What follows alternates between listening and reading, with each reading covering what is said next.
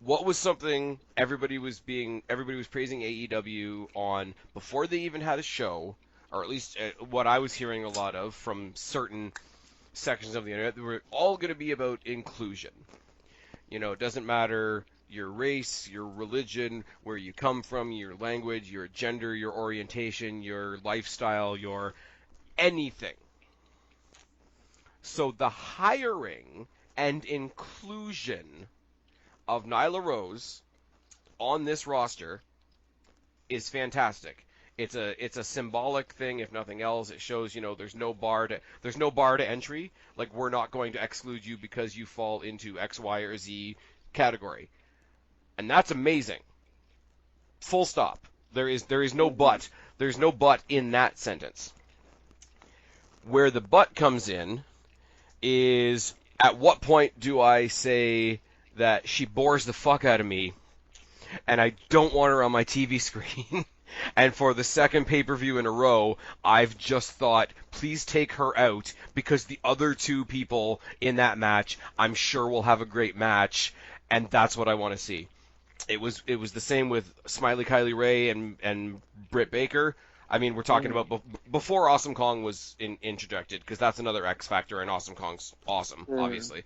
But here's the same thing here. Like, we saw Riho and Yuka Sakazaki in the six woman tag at the last show, and now we're seeing them go a little more one on one. I love their style. I love the presentation of the I'm gonna pronounce it wrong. The Joshi girls. Yeah, Jersey. Yeah, Yoshi girls. I love yeah. the energy, like not to be cliche, but they're like cartoon characters come to life. And the match was just dragged down by Nyla Rose, and I'm terrified because of what people already think of me in Twitter and other verses, that's going to turn into I'm sexist, I'm LGBT phobic, I'm transphobic, whatever. I'm not. As I say, as a symbol, her inclusion in this division is an awesome sign for anybody else that thinks, oh, I'm not going to try because there's no way they're going to let me in. I really do, and this is as genuine as I can possibly be. I do genuinely, tip my hat to AEW for this all-inclusive, like, wrestling is for everybody mentality, and nobody's going to be left out in the cold. But at some point, they also have to be good. Yeah. The only I comparison I will. have for it, and I'm not even saying Nyla Rose is this bad, but the only comparison I have, like, as far as like social issues go, is Nia Jax, because Nia Jax is objectively terrible. We've seen the shopping list of people that she's injured day on day, week on week, month on month. People come out and say, and again, it is right in a sense.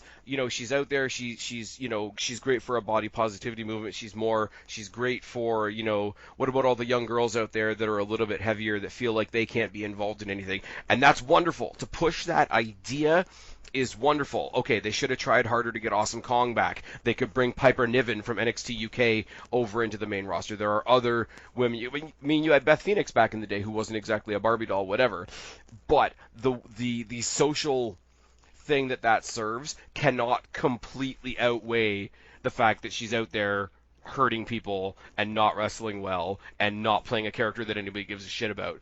Whereas here, Nyla Rose isn't hurting anybody, and I don't, and I'm sure there's a portion of the population that does like her and does support her fight and all those sorts of things. It becomes a social conversation of, when am I allowed to say that I don't want her on my screen?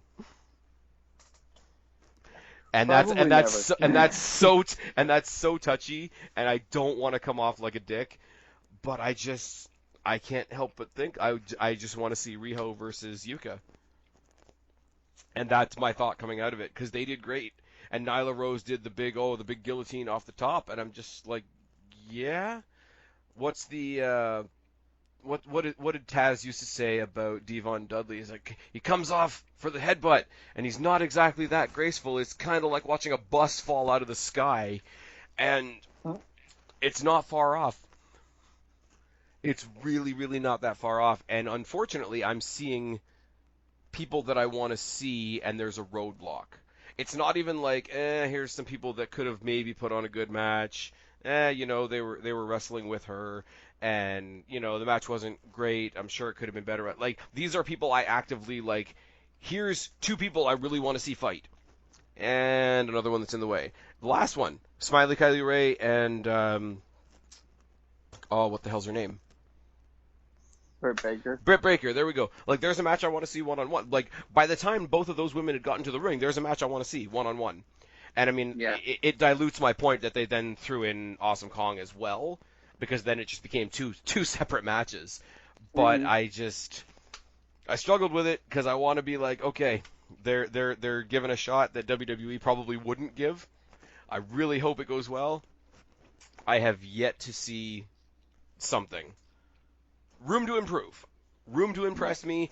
Room to change my mind. Absolutely. But right now, that's kind of where I'm at. Well, for this match live, once they kind of quit the Nyla dominating the two girls, pretty much. Giggity. God damn it. God damn it, Faz. Once the match finally got moving, the crowd got behind the two girls, Rio and Yuka. So it was very fun seeing what they could do. It sucked because anytime Nyla was really in the ring, the energy kind of got drained out a little bit because she was just, there. However, the spot where she caught both of the girls was pretty neat. But then again, yeah. Oh yeah, okay. I should correct myself in one sense. I'm not saying she's not capable, and I'm not saying that she did anything particularly bad. I do want to be clear about that. It's not like, okay, I'm cheering for everybody else and I'm booing her. I'm cheering for everybody else, and I'm going to steal another expression from Kristen. I don't love her. I don't hate her. I nothing her. Right.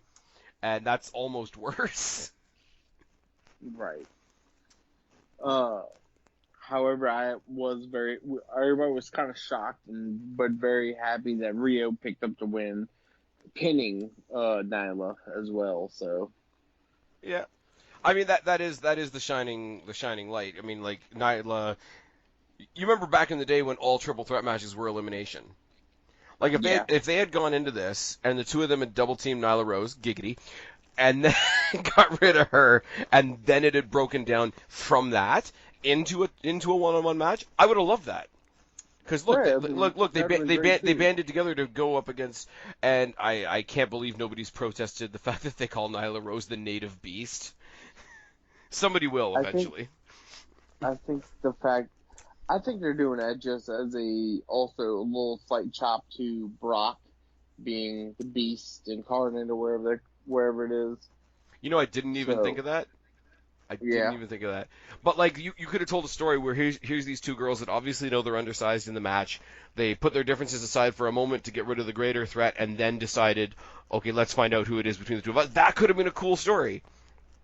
And, like, this match, I'm looking at Wikipedia because I'm cheating like crazy here. The match only went 12 and a half minutes. Extended out to 15, put the elimination in there. You could still give Riho the win. I'm not trying to change the result. They could have done something, or they could have taken out something, and it would have been better.